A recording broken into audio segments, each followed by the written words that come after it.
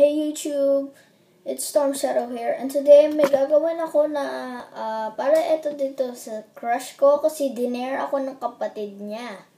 So, what are we going to do today? We're just going to talk about my crush, and I know you don't really wanna watch this video because for me it is so embarrassing for me because his sister just dared me to do this video. So yeah, I'm doing this video for you guys. So she is beautiful, not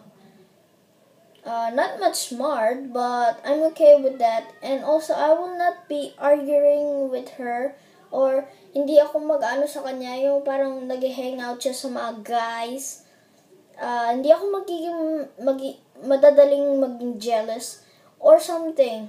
So, kayo, kapag may may mga girlfriends or crush, wag muna kayo wag naman kayo mabilis, uy, pwede na kita maging asawa, bawal pa.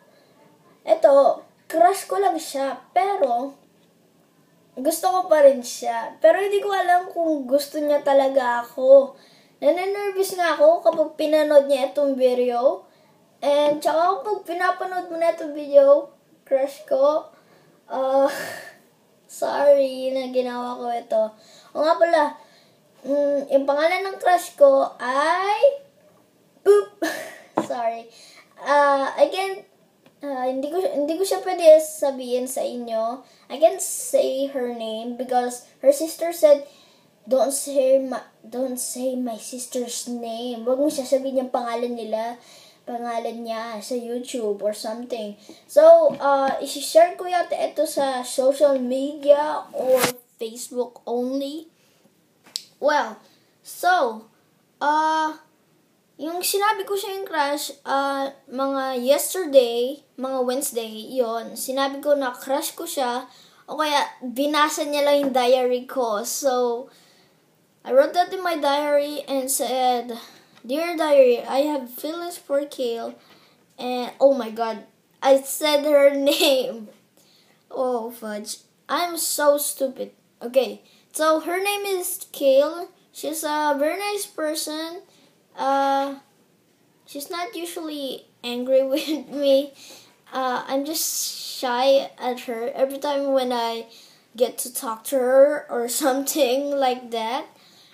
Well, when the day she finally found out that I have a crush on her, she said that she's reaction was like that, but not usually like that. It was just like this, like that. So I was just so nervous if she's going to be mad at me. Wow, I was so nervous at that. Well, things have got a little bit okay. So, okay, like that. So we talk sometimes, and she hang out with her friend, and they sit beside, and her friend will sit beside her. So, hindi din ako naging jealous. Yung parang lang ako, yung tinitignan ko lang siya, yung parang sabi niya, okay lang ito. Hindi naman ako jealous kagad. Total, kaibigan niya naman yun eh. Hindi, kayo kasi, yung mga boyfriend dyan, kapag nakikipag pa siya sa mga sa mga ibang lalaki, huwag kayong maging madaling jealous. O kaya sasabihin nyo, sino yung mo? Sino yung kasama mo kanina? Huwag yun. Sabihin nyo, okay lang yan. Okay lang ako dyan. Hindi ako jealous, hindi ako galit sa'yo. Yun. So, I think I'm going to end the video here. So, yeah, we're going to end the video here. We're going to continue this tomorrow or maybe next week, because tomorrow I'm having a vlog, guys. So stay tuned for tomorrow. I'm having a vlog, and I'll see you all later. Peace out. Bye.